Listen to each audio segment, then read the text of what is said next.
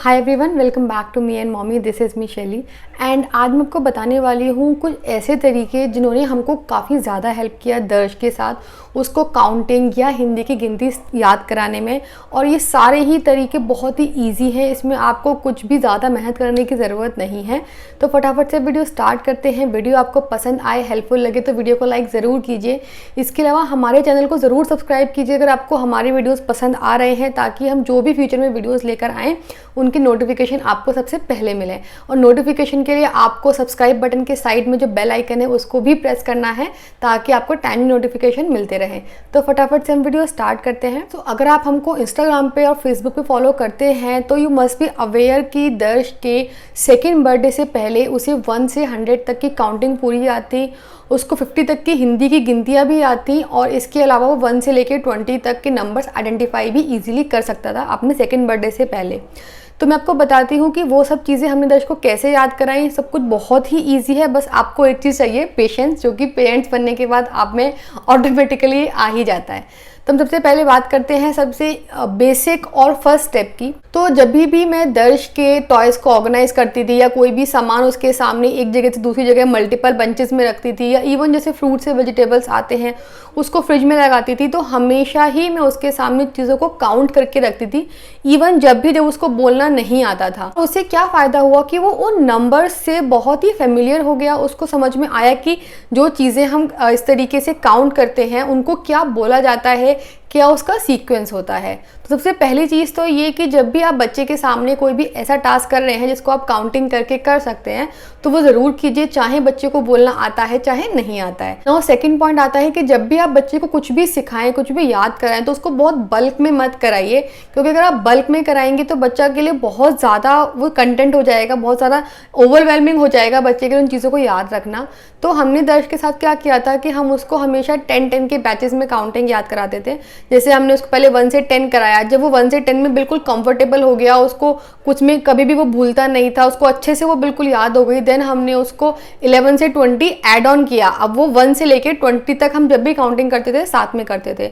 जब वो 20 तक बिल्कुल कंफर्टेबल हो गया, देन 30 एंड सो ऑन, इस तरीके से करके हमने उसको 10-10 के बैचेस में वो काउंटिंग और धीरे धीरे करके याद कराई। नाउ आता है थर्ड तरीका जिसने हमको बहुत ही ज़्यादा हेल्प किया, वो है एलेक्सा। क्योंकि एलेक्सा जो भी बोलती है दर्श उसको रिपीट करने का ट्राई करता है, और ऐसा ही काउंटिंग के साथ भी हुआ। तो एलेक्सा में एक फीचर होता है नंबर काउंटर। तो मुझे जो भी उस टाइम पे हम याद कर रहे होते थे काउंटिंग, वो मैं एलेक्सा के नंबर काउंटर पे चला देती थी, और दर्श उसको बार बार सुनता रहता था, जिससे उसको वो नंबर्स बहुत ही ईजिली याद हो गए। नाउ आता है नेक्स्ट तरीका, जो कि आपने हमारे इंस्टाग्राम की वीडियोस में देखा भी होगा। वो ये कि जब भी मैं योगा करती थी तो मैं हमेशा योगा के टाइम पे बहुत ही लाउड नंबर्स बोलती थी, ताकि दर्श उनको रिपीट करे और उनको सुने। और मैं उसको इनकरेज भी करती थी कि अगर मैंने 1 बोला है तो मेरे बाद वो 1 बोले, फिर वो मैंने 2 बोला तो वो उसके बाद 2 बोले। तो इस तरीके से उसको बहुत ही उसको लगा ही नहीं कि वो कुछ ऐसा याद कर रहा है या कुछ ऐसा टास्क वो सीख रहा है, उसको लगा कि जो मैं कर रही हूँ वो बस मुझे रिपीट कर रहा है। तो ये भी बहुत हेल्पफुल होता है कि आप कुछ भी ऐसा टास्क कर रहे हैं जिसमें आप नंबर्स बोल सकते हैं और बच्चे को लगता है कि वो सिर्फ आपको इमिटेट कर रहा है, तो वो उन चीज़ों को बहुत जल्दी पिक करते हैं, क्योंकि बच्चों को बहुत अच्छा लगता है कि वो अडल्ट को कॉपी करें। नाउ आता है नेक्स्ट तरीका, जो कि मैं हर नई चीज़ के लिए करती हूँ, जो भी मुझे दर्श को ओरली याद करानी होती है। तो शाम को जनरली 7 से 8 के बीच में दर्श और मैं अकेले ही होते हैं घर पे, और मैं उस टाइम पे डिनर बनाती हूँ।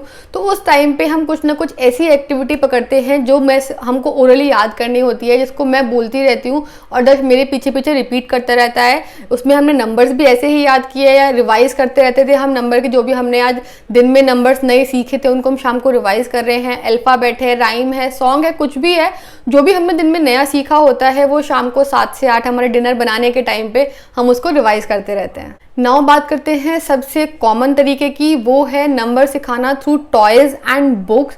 तो आजकल जैसे कि मैंने कई बार बोला है कि बच्चों की इतनी अच्छी अच्छी बुक्स और टॉयज़ आते हैं, जिससे बच्चे बहुत ही ईजिली, बहुत ही इंटरैक्टिव तरीके से और बहुत ही इंटरेस्टिंग तरीके से चीज़ों को सीखते हैं। तो आप भी कर सकते हैं। इनिशियल लर्निंग के लिए काफ़ी सारे ब्रांड्स के बच्चों के काइंड ऑफ बुक के पैक आते हैं, जिसमें 10, 20, 15 इस तरीके से बुक्स पूरी पैक होता है। उसमें एक आपका जो सेट होता है वो नंबर्स का भी होता है, आप वो उस टाइप की बुक्स भी परचेज कर सकते हैं। इसके अलावा थोड़ी बड़ी बुक्स आती हैं, वो भी आप ले सकते हैं। एंड इसके अलावा मल्टीपल टाइप के टॉयज़ आते हैं नंबर्स के लिए। जो सब चीज़ें हमने यूज़ की हैं इधर फॉर दी नंबर और टॉयज़, कुछ भी, उन सब के लिंक आपको डिस्क्रिप्शन बॉक्स में मिल जाएंगे अगर आपको कुछ भी उसमें से परचेज करना है तो। नाउ आता है दर्श का सेकंड फेवरेट तरीका after the Alexa, which is audio toys and rhymes. तो जब भी दर्श कोई चीज़ बहुत मुश्किल से सीखता है तो उसके लिए बहुत मुझे हेल्पफुल होती हैं राइम्स। तो राइम्स हम जनरली एलेक्सा पे चलाते थे, या मैं दर्श के लिए राइम्स रिपीट करती थी या रीड करती थी किसी बुक में से। तो उन सब चीज़ों से दर्श बहुत जल्दी पिकअप करता है, क्योंकि उसको म्यूज़िक का, राइम्स का बहुत ज़्यादा शौक है। इसके अलावा जो भी उसके ऑडियो टॉयज़ हैं, तो मैंने उसके पास 2-3 तरीके के ऐसे ऑडियो टॉयज़ हमने रखे थे जिनमें नंबर्स जिनसे सीखते हैं, या नंबर जो रिपीट करते हैं, या वो आपसे पूछते हैं कि प्रेस दिस नंबर, इस तरीके से। तो इन दोनों ने भी काफ़ी हमें हेल्प किया उसके नंबर को स्ट्रॉन्ग बनाने में। इसके अलावा अगर बच्चों को इन सब तरीकों में इंटरेस्ट नहीं आ रहा है तो सबसे इंटरेस्टिंग तरीका जो बच्चों को काफ़ी मज़ा आता है उसमें, वो होता है आप प्ले डॉ के थ्रू अलग अलग नंबर्स की शेप बनाएं। आपने जैसे 1 बनाया, 2 बनाया, तो बच्चों को बहुत ही फैसिनेटिंग लगता है। तो वो कलरफुल होता है, बच्चे उसको टच कर सकते हैं, प्रेस कर सकते हैं, उसको फील कर सकते हैं, तो बच्चे उससे बहुत जल्दी याद करते हैं नंबर्स। इसके अलावा उनको लगता भी नहीं है कि वो कुछ याद कर रहे हैं, उनके लिए वो एक काइंड ऑफ गेम होता है। इसके अलावा आप चॉक बोर्ड पे भी बच्चों के लिए नंबर बना सकते हैं। अगर बच्चे खुद से चॉक से स्क्रिबल करने का उनको शौक है तो इस टाइप के जो एक्टिविटी होती है उसमें भी बच्चों को काफ़ी मज़ा आता है। तो आप चॉक बोर्ड पे और प्ले डो के थ्रू बच्चों के लिए नंबर्स लिख सकते हैं। और बात करते हैं ऐसे तरीके की जो बच्चों को सिखाने के लिए हमेशा ही हेल्पफुल रहता है, विच इज़ फ्लैश कार्ड। तो आपको बच्चे को कुछ भी अगर चीज़ें याद करानी है तो उसके लिए फ्लैश कार्ड काफ़ी हेल्पफुल रहते हैं। फ्लैश कार्ड हमने यूज़ नहीं किए थे क्योंकि मुझे ज़रूरत नहीं पड़ी, बट अगर आपके केस में आपको लग रहा है कि बच्चा बाकी सब तरीक़ों से बहुत स्लो सीख रहा है या उतने अच्छे से नहीं सीख रहा है नंबर, तो आप नंबर वाले फ्लैश कार्ड ऐड कर सकते हैं। फ्लैश कार्ड से बच्चे चीज़ों को बहुत जल्दी याद करते हैं और फ्लैश कार्ड उनकी मेमोरी गेम को भी बहुत शार्प करता है। नाउ हम पहुँच गए हैं लास्ट तरीके पे, जो कि है रिपीट रिपीट रिपीट। आप बच्चे को जब भी सिखाएं तो उसका जो सबसे जो इम्पॉर्टेंट चीज़ होती है वो होती है कंसिस्टेंसी। आप बच्चों को डेली सिखाएं, थोड़ा सिखाएं और सिखाते सिखाते सिखाते रहिए जब तक कि वो उसको अच्छे से याद ना हो जाए। और याद होने के बाद भी ऐसा नहीं है कि अब आपने उसको छोड़ दिया है सिखाना, बच्चे को याद रह जाएगा। आपको टाइम टू टाइम उसको, चाहे वीकली हो चाहे डेली हो, आपको उसको रिवीजन या प्रैक्टिस बच्चे को कराती रहनी चाहिए। अदरवाइज अगर आपने बच्चे को 2 साल पे कुछ सिखाया है और वो 1 साल बाद स्कूल जाएगा, वो उसको भूल जाएगा। तो इसलिए ये भी इंश्योर कीजिए कि जो भी चीज़ें आप बच्चे को सिखा रहे हैं उसको आप एक तो रिवीजन कराते रहिए रेगुलर बेसिस पे, और बीच बीच में चेक करते रहिए कि बच्चे कुछ भूले तो नहीं है। So that's it for today's video. यही थे कुछ तरीके जिन्होंने हमें काफ़ी हेल्प किया। ये सारे वो तरीके हैं जिन्होंने हमको हेल्प किया दर्श के साथ नंबर सिखाने में, और आई एम श्योर कि इसमें से काफ़ी कुछ आपके बच्चे के साथ भी आपको हेल्प कर सकते हैं। इसके अलावा कभी कभी ऐसा भी होता है कि जो तरीका एक बच्चे को सूट करता है वो मे बी शायद दूसरे बच्चे को पसंद ना आए।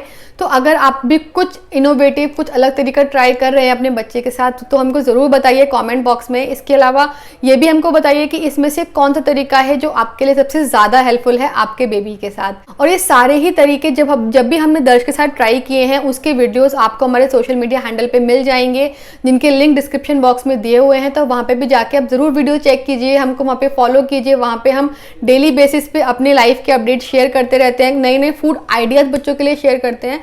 जो भी हम एक्टिविटी रेगुलर बेसिस पे करते हैं दर्श के साथ, मेजरली वीकेंड पे, वो सब भी हम वहाँ पे पोस्ट करते रहते हैं।